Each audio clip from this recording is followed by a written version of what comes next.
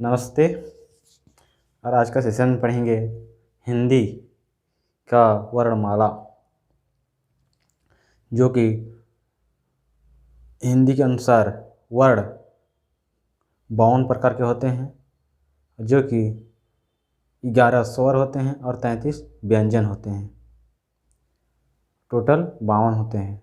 उसमें से जो है 4 ह्रस्व स्वर होते हैं और 2 अयोग्य स्वर होते हैं, और उसी में से उसी को लघु स्वर बोलते हैं, ह्रस्व स्वर को ही, जो कि अ, छोटी ई, छोटा ऊ, री, ये ह्रस्व स्वर आता है।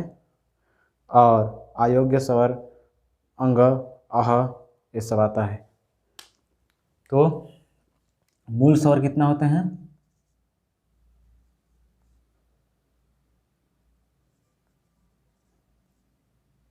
11 और अयोग्य स्वर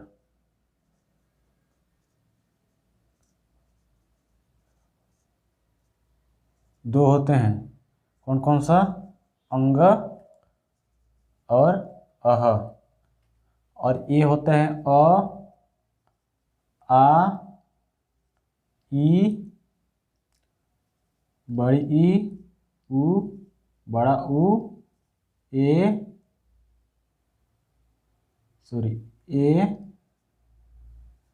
ए, ओ, और एक ठो री। ये आपका 11 मूल स्वर है। इसी में से ये हो गया आपका ह्रस्व स्वर, छोटा जो है इतना ह्रस्व स्वर, और ये री श्रेणी बाद में जोड़ा गया है, जो कि ह्रस्व स्वर के श्रेणी में आते हैं। ह्रस्व स्वर अ, छोटी ई, उ,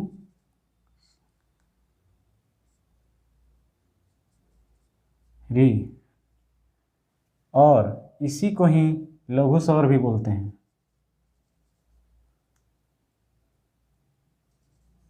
लघु स्वर, ह्रस्व स्वर को ही लघु स्वर बोलते हैं। और अयोग्य स्वर बता दिया, और ह्रस्व स्वर और लघु स्वर मुख्य रूप से। और इसी में यदि व्यंजन की बात करें तो व्यंजन 33 होते हैं। उसमें भी व्यंजन संयुक्त व्यंजन होते हैं, उज्जित व्यंजन होते हैं, अंतस्थ व्यंजन होते हैं, अलग अलग प्रकार के व्यंजन होते हैं। उसके बारे में पढ़ेंगे।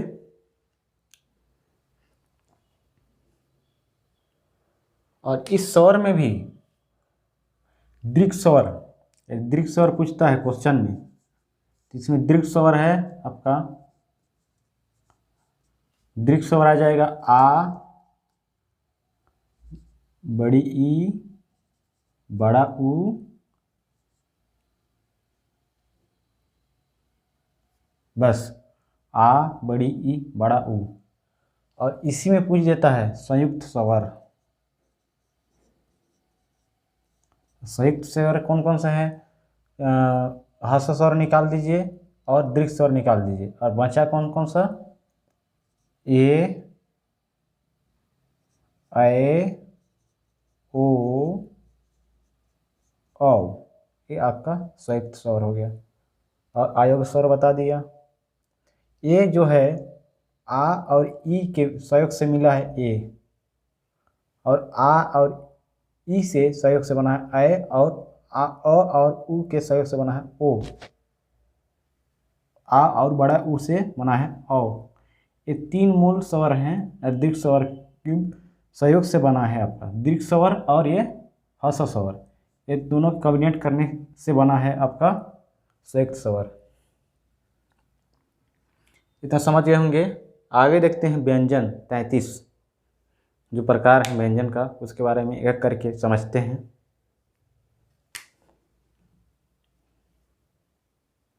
व्यंजन मूल रूप से 33 होते हैं, जो कि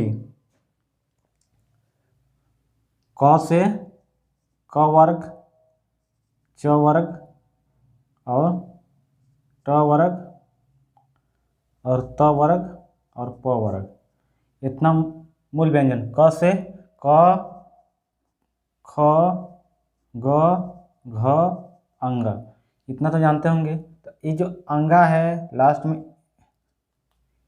इया आएगा, इसमें अड़ा आएगा, इसमें न आएगा, इसमें पफ वफ म आएगा। ये जितना है ये पूरा जो है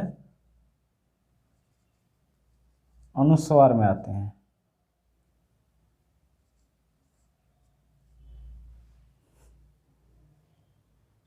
सॉरी, अनुस्वार बोल रहा हूँ, नासिक व्यंजन बोलते हैं इसको, नासिक व्यंजन बोलते हैं, जो नाक से निकलता है।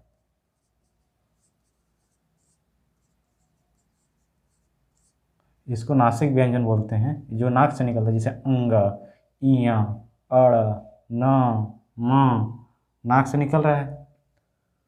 और च, छ, ज और झ, इसी प्रकार ट, ठ, ड और ढ, अड़ा, त, थ, द, ध, न, प, फ, ब,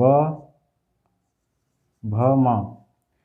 अब इसको इतना तो समझ गए होंगे आप लोग कि अंगा, इया, इसका पांचवा अक्षर जो भी है इस सीरीज का 25 टोटल कितना होते हैं, 25 होते हैं। टोटल कितना होते हैं, 25। क से प वर्ग तक, इसको मूल व्यंजन कह सकते हैं। अब इसका जो लास्ट वाला है अनुनासिक व्यंजन कहलाएगा, अंगा, इया, अड़, न, म।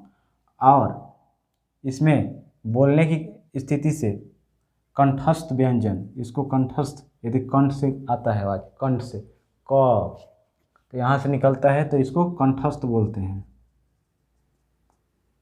च, च मतलब कंठ यहाँ से आएगा ऊपर, यहाँ आएगा च, तो च आपका तालु में आ जाएगा, तो इसको तालव्य। और ट, आपका ट जो है ओंठ, सॉरी, जीभ जो है मुड़ जा रहा है, तो मूर्धन्य। ठीक, ट सीरीज। उसी प्रकार से त सीरीज, त में दांत की जीभ में, मतलब दोनों दांत के बीच में जीभ आ रहा है, तो दंतस्थ बोलते हैं इसको। और प मतलब दोनों ओंठ मिल रहा है, तो इसको ओंठ को ओष्ठ व्यंजन बोलेंगे। ठीक, जो कंठ से निकला कंठस्थ व्यंजन, और जो तालु से निकला वो च सीरीज को तालव्य व्यंजन, और जो जीभ जो है मुड़ जाता है वो मूर्धन्य व्यंजन, जो कि ट सीरीज का आता है। त सीरीज का दांत के बीच से निकलता है तो दंत व्यंजन, और ओंठ में प, फ, ब, भ ओंठ मिलता है, दोनों ओष्ठ व्यंजन हो गया। समझ गए होंगे आप लोग। और इसी में आ जाता है य, र, ल, व, इसको बोलते हैं अंतस्थ व्यंजन, अंतस्थ व्यंजन। और इसी में आ जाता है जो कि संयुक्त व्यंजन बोलते हैं, स्र, ज्ञ, त्र, अक्षर। ठीक, स्र, ज्ञान, त्र, अक्षर, या अक्षर, त्र, स्र, ज्ञान, जो है, इसको यदि इंग्लिश में लिखेंगे तो के, यस, एच, ये आता है। तो के, क इसमें मिला हुआ है, प्लस स मिला है, तो ये बन गया अक्षर। ठीक, इतना समझ गए होंगे। उसी प्रकार मान लो त्र है, इसमें टी मिला है प्लस आर मिला है तो हो जाता है त्र। तो त प्लस र त्र, और ए मिला है त्र, टी आर ए लिखते हैं इसको। तो इसको बोलेंगे संयुक्त व्यंजन।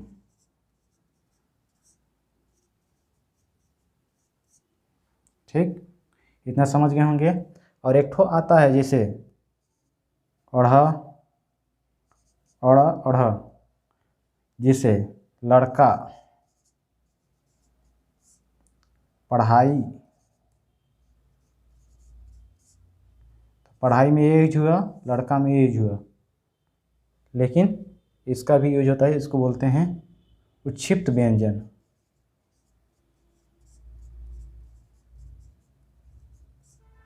आगे देखते हैं अलग उच्चारण के आधार पर वर्गीकरण देखते हैं। तो स्पर्श व्यंजन आ जाता है आपका क, ख, ग, घ। अंगा तो आपका अनुस्वार में आ जाएगा, अरे सॉरी अनुनासिक में, अनुस्वार नहीं अनुनासिक में आ जाएगा, जो कि नाक से निकलता है। इसी प्रकार से च छ संघर्षी में आ जाता है, संघर्षी बोल रहा हूँ, स्पर्श व्यंजन में च छ ज झ। और संघर्षी में आ जाता है, इसी को ऊष्म व्यंजन बोलते हैं और इसी को संघर्षी व्यंजन बोलते हैं। तो तालव साय, मूर्धान साय, धंती साय बोलते हैं, या षटकोण का स, सरोता का स, षटकोण का स और सलजम का स। ठीक, और ह, इसी को ऊष्म स्वर बोलते, अरे ऊष्म व्यंजन बोलते हैं और संघर्षी व्यंजन भी बोलते हैं। इतना याद रखेंगे। स्पर्श व्यंजन बोलेंगे, स्पर्श व्यंजन किसको बोलेंगे, च छ ज झ, इसको स्पर्श व्यंजन बोलेंगे। और ठीक, सॉरी स्पर्श संघर्षी बोलेंगे, स्पर्श संघर्षी च छ ज झ। ठीक, यहाँ तो आपका अनुनासिक में आ जाएगा, उसी प्रकार से अड़ अनुनासिक में आ जाएगा, अंग अनुनासिक में आ जाता है, लास्ट का जो पांचवा वर्ण है वो अनुनासिक में आ जाता है। ठीक, और इसी प्रकार से इसको कर देते हैं। इसी प्रकार से च श्रेय आ जाएगा इस पर संघर्षी में ट ठ ड ढ। इसके बाद आ जाता है त थ द ध, और इसके बाद आएगा प फ ब भ। तो टोटल हो जाता है 4, 8 और 16, तो टोटल हो जाएगा 16। तो स्पर्श व्यंजन कितना है, 16 है। कभी संख्या पूछ देगा स्पर्श व्यंजन कितना है, उच्चारण के आधार पर स्पर्श व्यंजन कितना है, तो 16 है। स्पर्श संघर्षी व्यंजन कितना है, तो 4 है। ठीक, ऊष्म व्यंजन या संघर्षी व्यंजन कितना है, तो 4 है, स स स ह। उसी प्रकार से अनुनासिक में आ जाएगा आपका अंग, इसको तो बता चुका हूँ मैं, इया और अड़ा न म बता दिया हूँ। उच्छिप्त या द्विगुणन अड़ अढ़। पार्श्विक, तो पार्श्विक में बताया था, पार्श्विक में ल आ जाएगा और लुठित में र र र बोलेंगे तो यहाँ पे आवाज़ मतलब गूंज रहा है, तो वो लुठित में आ जाएगा, और पार्श्विक में ल,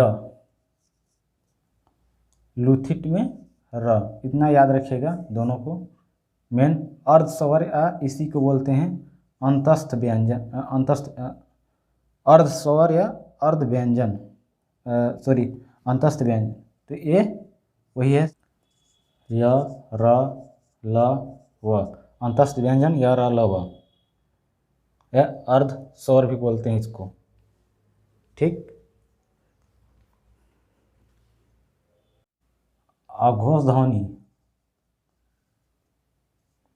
और एक ठो घोष ध्वनि होता है।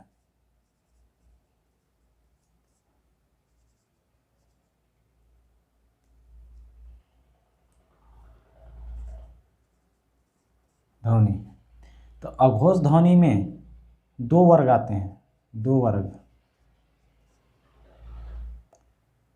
क ख, उसी प्रकार के का आ जाएगा च छ त थ और त थ प ह। ठीक है, तो 2 2 4 2 6 2 8 2 10 इस टाइप से आते हैं आपका अघोष ध्वनि में। और घोष ध्वनि में पहला तीसरा चौथा पांचवा तृतीय, इसका ख तो यहाँ ग घ अंगा, ये घोष ध्वनि में आ जाएगा। ठीक, इतना समझ गए होंगे। उसी प्रकार से झ ज झ इया, उसी प्रकार से ट ठ ड ढ अड़ा। ठीक, उसी प्रकार से द ध न, ये आपका घोष ध्वनि में आ जाएगा। अलप प्राण और महाप्राण। तो अलप प्राण में आपका ALP याद रखिएगा। ठीक, तो अलप प्राण में आ जाएगा आपका पहला तीसरा और पांचवा, और महाप्राण में आ जाएगा दूसरा और चौथा वर्ड। ठीक, इतना समझ गए होंगे। पहला तीसरा पांचवा, तो पहला में क्या है क, तीसरा में क्या है घ, और पांचवा में क्या है अंगा, ग आ जाएगा। क ख ग, क ग अंगा। उसी प्रकार से च ज इया, और इसमें क्या आ जाएगा ख और घ, आपका ये महाप्राण हो जाएगा। ये समझ गए होंगे। उसी प्रकार से इसमें 14 हो जाएगा, इसमें 19 हो जाएगा। ठीक, और सबको जोड़ेंगे, टोटल करेंगे तो प्लस करेंगे तो 33 होगा। ठीक।